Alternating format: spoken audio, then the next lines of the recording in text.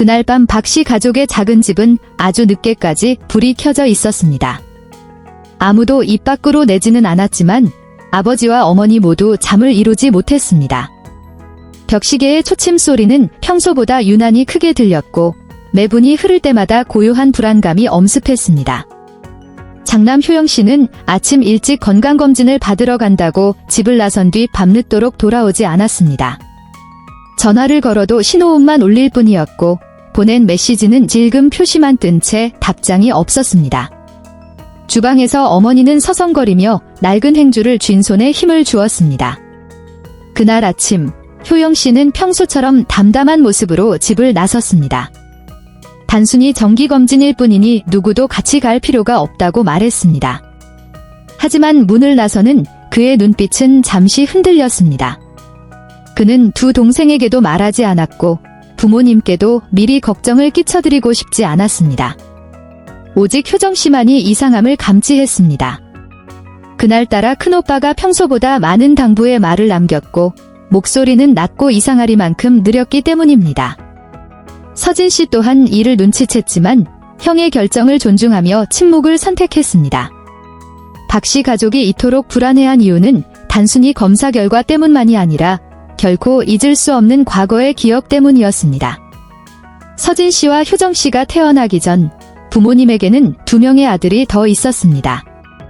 하지만 그 아이들은 아주 어린 나이에 난치병으로 세상을 떠났습니다.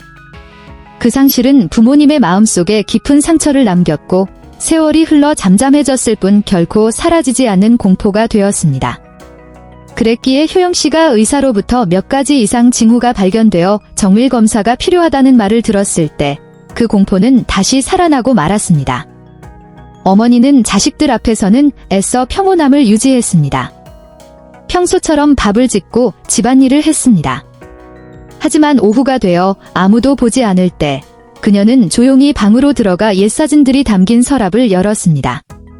두 아들이 곁에 있었던 아주 오래전의 가족 사진들이었습니다.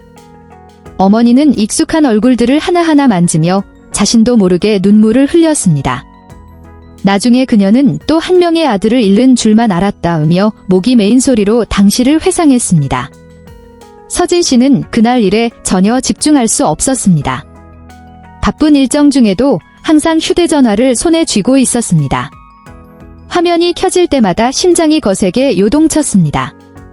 그는 어린 시절 아버지를 대신해 집안을 돌보던 효영 씨와 항상 동생들을 지켜주던 형의 모습을 떠올렸습니다.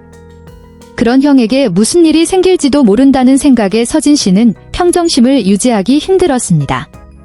그는 기다림의 시간 동안 태어나서 처음으로 그렇게 큰 두려움을 느꼈다고 고백했습니다. 효정 씨는 울지도 않고 많은 말을 하지도 않았지만 그녀의 걱정은 모든 행동에서 묻어났습니다.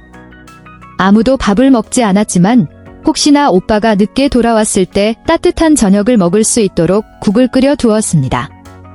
그녀는 계속해서 문밖을 살피다가 다시 들어오기를 반복하며 부모님 앞에서는 태어난 척했습니다.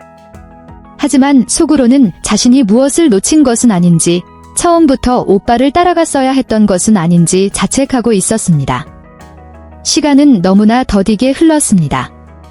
시계가 밤 10시를 가리킬 무렵 대문 앞에 차가 멈추는 소리가 들렸습니다. 문이 열리고 효영 씨가 집으로 들어왔습니다. 그는 익숙한 모습 그대로였고 얼굴에는 피곤한 기색이 역력했지만 가족들이 하루 종일 상상했던 것처럼 초췌한 모습은 아니었습니다. 그 순간 어머니는 참았던 감정을 터뜨리며 아들에게 달려가 그를 꽉 껴안았습니다. 아버지는 뒤에 서서 고개를 돌렸지만 떨리는 어깨까지는 숨기지 못했습니다. 다녀왔습니다. 효영 씨가 집안에 깨지기 쉬운 공기 속에서 나직하게 말했습니다.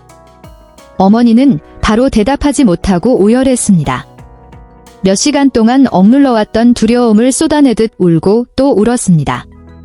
나중에 그녀는 아들이 무사히 집에 들어오는 모습을 보고서야 자신이 얼마나 무서웠는지 깨달았다고 말했습니다. 또 한 명의 아들을 잃게 되는 줄 알았다. 에는 그녀의 말에 온 가족은 숙연해졌습니다.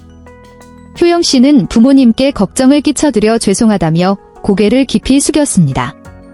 그는 의사에게 정밀검사가 필요하다는 말을 들었을 때 자신도 무척 당황했다고 털어놓았습니다. 하지만 결과가 나오기 전까지 가족 모두가 공포 속에서 하루를 보내게 하고 싶지 않아 침묵을 선택했던 것입니다. 그 침묵이 부모님에게 과거의 상실을 떠올리게 하고 옛 상처를 다시 건드릴 줄은 미처 생각하지 못했습니다. 다행히 최종 검사 결과는 모두 양호했습니다. 처음에 발견된 이상 징후는 일시적인 신체 반응일 뿐이었습니다. 의사로부터 아무런 문제가 없다는 말을 들었을 때 효영 씨는 진료실에 한참을 멍하니 앉아 있었습니다. 자신을 향한 안도감 때문이 아니라 집에서 기다리고 있을 부모님과 동생들 생각 때문이었습니다.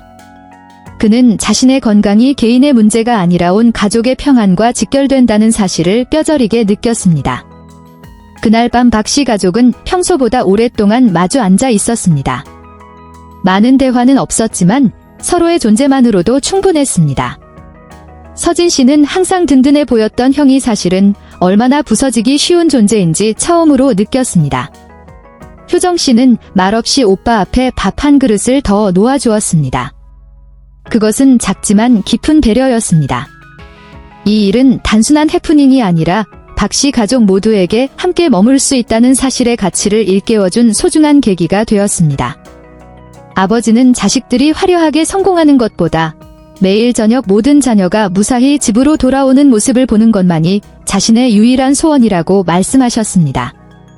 어머니는 효영 씨의 손을 놓치면 다시 잃어버릴까 봐 꼭 쥐고 계셨습니다.